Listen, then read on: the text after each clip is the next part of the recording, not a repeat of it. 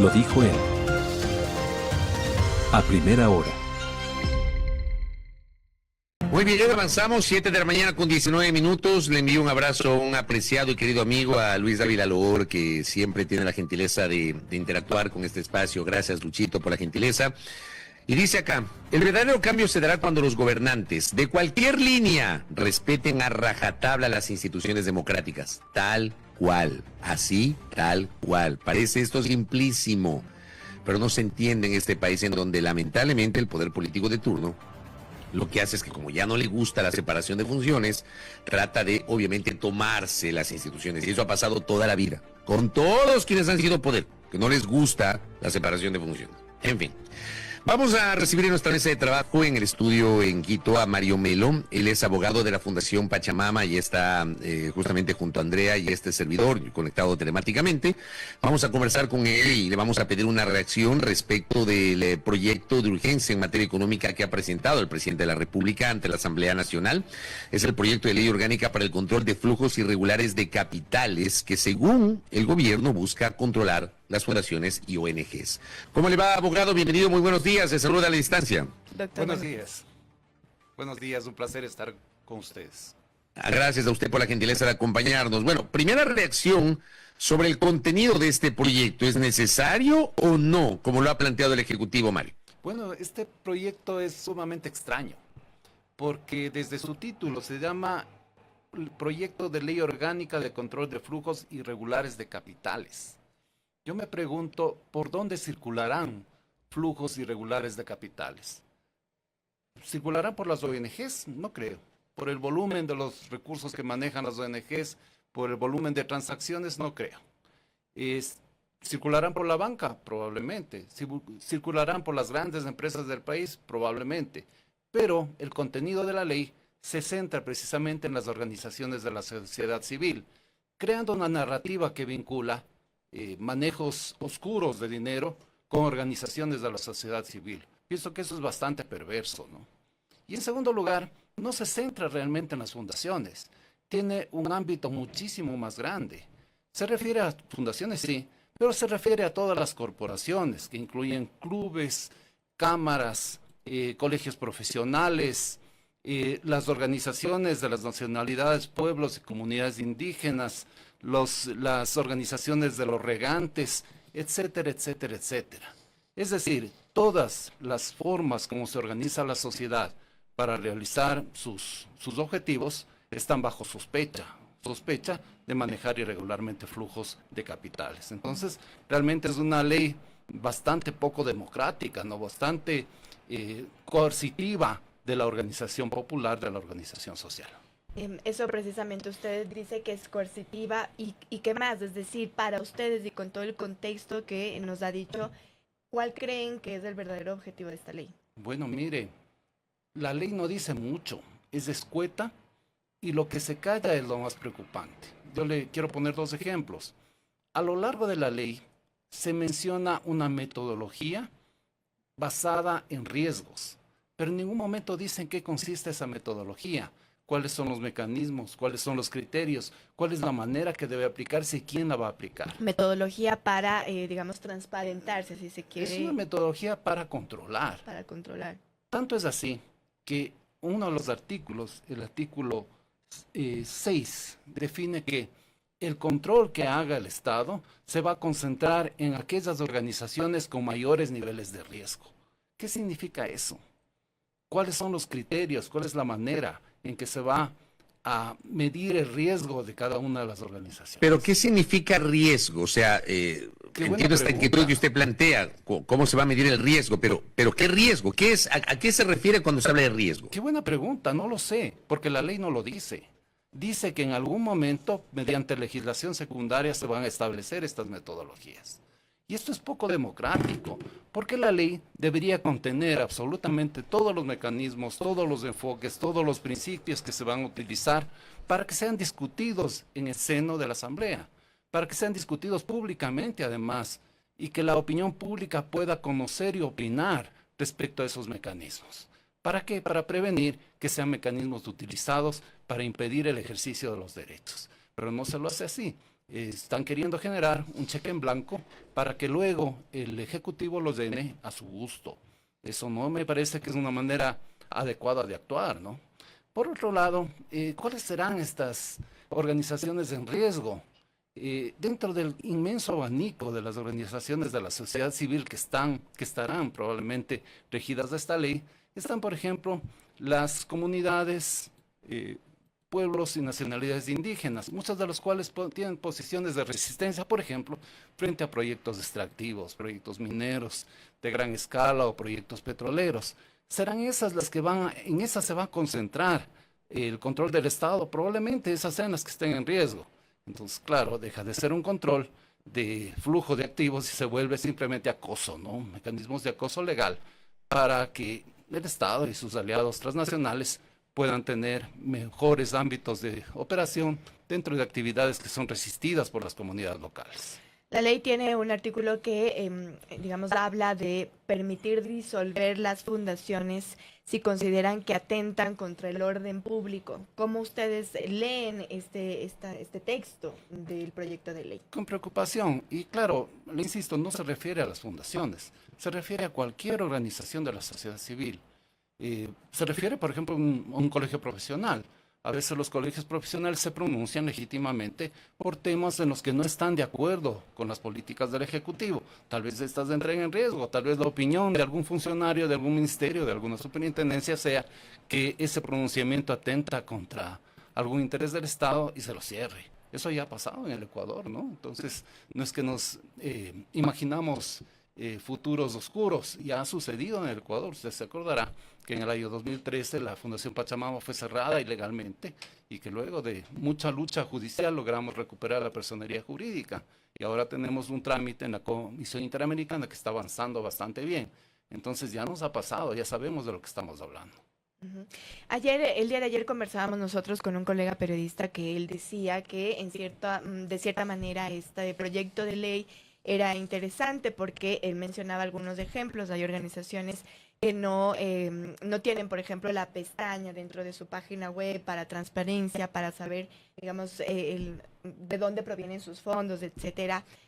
Yo le quiero preguntar si para usted eso realmente era necesario detallarlo en una ley específica, teniendo en cuenta, yo le preguntaba también ayer al colega, que tenemos ya una ley de lavado de activos que precisamente entró en vigencia el 29 de julio pasado. Sí, tenemos una serie de mecanismos, mecanismos reglamentarios que ya establecen la obligación a las organizaciones de la sociedad civil de presentar información anual respecto a sus movimientos financieros. Evidentemente, la composición de las sociedades sin fines de lucro también está en conocimiento del Estado. El Estado tiene acceso a toda esa información, lo puede transparentar. No es información además que deba ser secreta. Pero por supuesto con el mismo criterio, las empresas deberían transparentar de dónde viene su financiamiento. Debería haber también una página web que nos diga, por ejemplo, las empresas mineras o petroleras, de dónde sacan sus recursos. Pero claro, hay dos maneras de entender el tema del control, ¿no? Un control hacia las organizaciones de la sociedad civil en su amplio espectro y otra hacia otros actores a los cuales seguramente el Estado quiere proteger. Mario, le pregunto a usted, ¿cómo funciona actualmente la Fundación Pachamama? Quisiera que usted le cuente a la audiencia, ustedes tienen registros, tienen pestaña de transparencia, ustedes transparentan el origen de los fondos, el manejo de sus fondos, que creo que ese es uno de los temas que se está hablando mucho, porque se ha establecido, y a propósito de lo que mencionaba Andrea, del diálogo que tuvimos ayer con el periodista Fermín Vaca, él decía, por ejemplo, que hay fundaciones y hay ONGs que sí han transparentado esta información. Yo le pregunto a ustedes, en el caso de Pachamama, ¿cuáles son las lógicas? ¿Cómo trabajan ustedes en Pachamama, Mario? Mire, Pachamama no es una organización que esté en riesgo por esta ley, porque nosotros ya pasamos un proceso tremendamente complejo. Entonces, somos una organización relativamente grande, con recursos que provienen de fuentes extremadamente transparentes, fuentes de cooperación internacional, algunas organizaciones internacionales, algunas embajadas. todos Pero los ustedes, cuales perdón son- Mario, ustedes esos recursos que reciben de esa cooperación internacional, ustedes los transparentan, el manejo, primero el origen y luego el manejo de esos recursos. Si yo, por ejemplo, no sé, como ciudadano, ingreso a la web de Pachamama, ¿puedo tener acceso a esa información o no se puede? Es información reservada. No es ¿Cómo se maneja reservada, esto? es extremadamente transparente. Cualquiera que puede preguntar va a recibir una respuesta. El Estado tiene esa información. No lo ponemos en la página web. Entre otras razones, por razones de seguridad, nadie quiere saber cuántos recursos maneja. Ahora bien, Pachamama tuvo recursos bastante importantes y fueron ampliamente difundidos porque venían de una fuente extremadamente interesante, ¿no? De la cooperación de USAID. Esos recursos, por ejemplo, fueron suspendidos por una decisión del Estado estadounidense. Pero fue absolutamente público que que se ofrecieron recursos importantes que iban a ser invertidos en el desarrollo de alternativas económicas, de lo que llamamos los programas de economía del bosque, que pueden ser sostenibles para las comunidades indígenas de la Amazonía. Nosotros tenemos procedimientos absolutamente orgánicos, absolutamente transparentes, que están sujetos a cualquier revisión. El problema no es Pachamama, nosotros sabemos cómo actuar. El problema son una serie de otras organizaciones pequeñitas que tienen objetivos extremadamente puntuales y que van a tener que invertir muchos de sus pocos recursos en una serie de mecanismos que no se conocen a plenitud, pero que se pueden vislumbrar a través de lo escueto que son las normas que contienen ¿Como el proyecto cuáles, de por ley. ejemplo? Por ejemplo, se establece que va a haber la obligación de tener una persona que va a ser responsable de la integridad en la organización. Hablo de todas las organizaciones, desde los comités de barrio, todas las organizaciones de la sociedad civil. ¿Será esta persona un profesional? Probablemente. Entonces, tampoco va a ser este trabajo gratis. Esa organización, cualquiera de las organizaciones, tendrá que destinar algunos recursos para pagar los honorarios de ese profesional. Entonces, claro, se van limitando digamos yo, la libertad de acción, la libertad de contratación de estas entidades. Además, en una dinámica cuyo contenido realmente no se conoce. La ley no dice ni cuál va a ser el perfil de esas personas, ni quién lo va a nombrar, ni si serán funcionarios de la superintendencia, ni cuáles son los alcances de sus atribuciones. Todo eso lo deja para una legislación secundaria que, por supuesto, ya no pasa por digamos, por la discusión democrática que debe darse en el legislativo. Simplemente son decisiones del Poder Ejecutivo, que lo hará a través de algún decreto, algún acuerdo ministerial o algún otro instrumento de ínfima categoría jurídica. La ley también está proponiendo cambios tributarios, por ejemplo, que se propone un impuesto del 12% para utilidades distribuidas por las sociedades a sus socios, pero también se establece un nuevo impuesto progresivo sobre utilidades no distribuidas por las empresas. ¿Cómo leer aquello? Sí, bastante diferente, ¿no? Es decir, escuchaba el comentario hace un momento, se están juntando peras con papas, ¿no? Entonces, por un momento se está tratando de regular a las organizaciones de la sociedad civil que son sin fines de lucro. Y luego hay estas reformas que se refieren a otro tipo de organizaciones, que son las organizaciones con fines de lucro y que, como tienen fines de lucro, obtienen utilidades. Y va regulando de una manera diferente la distribución de las utilidades y los impuestos que generan esas utilidades. Le voy a mencionar un par de cosas adicionales que entiendo incorpora este proyecto de ley orgánica para el control de flujos irregulares de capitales. Se habla de este registro obligatorio en el Sistema Unificado de Información de Organizaciones Sociales. Allí, por ejemplo, se dispone implementar un sistema de integridad institucional basado en códigos de ética, políticas anticorrupción, canales de alerta, supervisión interna, prevención de conflictos de intereses. Yo pregunto si ustedes en Pachamama tienen todo esto o les correspondería implementar si se aprueba así. Por supuesto, estamos en el sistema desde hace muchos años. Lo tienen así, tal cual, con todo esto, código de ética, políticas anticorrupción, supervisión interna, prevención de conflictos de intereses, ¿lo tienen ahora mismo, Mario? No con ese nombre, pero es muy fácil para nosotros adaptar lo que ya tenemos, nuestras políticas, al nombre que nos pida la ley. O sea, ¿tienen algo parecido más o menos en esa línea, eso que nos dice? Sí, por supuesto. ¿No tendrían problema en de las adaptarse a eso? organizaciones. Es decir, no es el problema, y eso quiero insistir. A veces la narrativa que lanza además el presidente de la República es que es una ley sobre fundaciones. No es una ley sobre fundaciones, es una ley sobre todas las organizaciones de la sociedad civil. No es que las fundaciones tendremos problemas con eso. Normalmente las fundaciones suelen ser organizaciones bastante institucionales, que tienen sus procedimientos bastante claros, que además reciben fondos de organismos que son muy exigentes en el rendimiento de cuentas. Donde yo veo un problema es en otro tipo de organizaciones que también están sometidas a las mismas reglas. Por ejemplo, las comunidades indígenas, las comunidades del páramo, de la selva, las organizaciones de segundo nivel, la Confeniae, el Ecuarunari, la CONAIE y otras organizaciones. También los clubes barriales, también están sometidos los colegios profesionales, las mismas cámaras. Entonces, todas son organizaciones bastante diversas. Cualquiera de ellas tiene que tener estos niveles de gestión y de control que sí los tienen las fundaciones, probablemente la mayoría, pero que estas otras organizaciones tal vez no los tengan. O sea, las más pequeñas, dice usted. Mire que ayer el abogado Vladimir Andosilla me escribía y me decía más o menos lo que usted acaba de decir. La ley no solo regula fundaciones, también corporaciones, asociaciones, comités barriales, etcétera. La ley genera obligaciones que las asociaciones que viven del aporte de sus afiliados no van a poder cumplir. Auditores oficial de cumplimiento. ¿Se imagina el comité barrial haciendo esos gastos y estableciendo mecanismos de integridad? Me decía Vladimir. Va más o menos a la línea que usted plantea como alerta, Mario. Sí, va por ahí. Se quiere desmontar la organización social.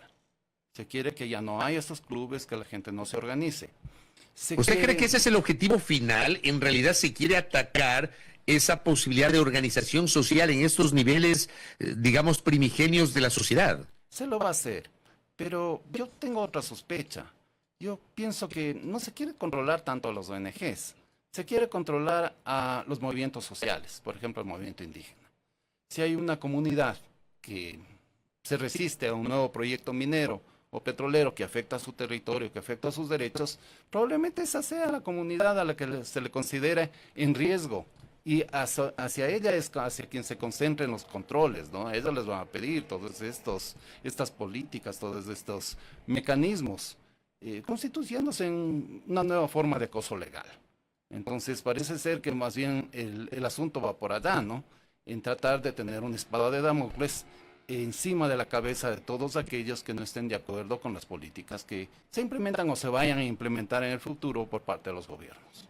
Yo quiero reiterar entonces, digamos, incluso en la pregunta de Fabricio, cuando le preguntaba sobre si las fundaciones están cumpliendo con todo esto, si están cumpliendo con una normativa, etcétera. Entonces quiero reiterar, digamos, su posición respecto de que ahora mismo sí hay control para las fundaciones, sí hay, digamos, un marco regulatorio que hace eso, regularlas.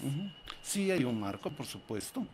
Hay un marco además que ha sido muy polémico, ¿no? No nos olvidemos que han habido cierres de fundaciones de gobiernos anteriores, eso ha generado debates nacionales, debates internacionales, y se ha llegado a una reglamentación que se viene cumpliendo y que yo creo que le da herramientas al Estado para conocer de dónde vienen los recursos de las organizaciones de la sociedad civil y cómo son utilizados. Ahora, lo que trae de nuevo la ley es una serie de grandes preguntas que no tienen respuesta.